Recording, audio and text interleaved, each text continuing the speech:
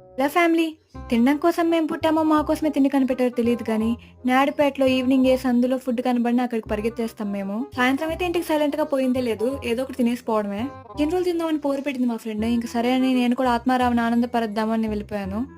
మేము మీద పడకముందే చెప్పేసుకుంటున్నాం, ఇది నీకు ఇది నాకని. ఫుడ్ విషయంలో కాంప్రమైజ్ ఉండదు మనకు. ఇది చేతికి ఇవ్వడమే ఆలస్యం అన్నట్టు ఇద్దరం తెగ ఎగ్జైట్ అయిపోయాం. పెనం మీద నుంచి పొగలు రావడమేమో గానీ కడుపులోంచి ఆకలితో కేకలైతే వచ్చేస్తున్నాయి నాకు, మా మౌని పాపకి. అన్నకి ఎలాగో తెలుగు రాదనుకొని చికెన్ స్టఫ్ కొంచెమే పెట్టాడని కోపంలో తిట్టుకున్నాం. లాస్ట్ లో అన్న తెలుగులో మాట్లాడి మాకు షాక్ ఇచ్చాడు. సరే భయ్యా అంటూ కవర్ చేస్తూ కామైపోయాం. గడ్డి మూపలు చుట్టినట్టు మధ్యలో ఆనియన్ స్టఫ్ పెట్టి చుట్టి చేతికైతే ఇచ్చేసాడా అన్న.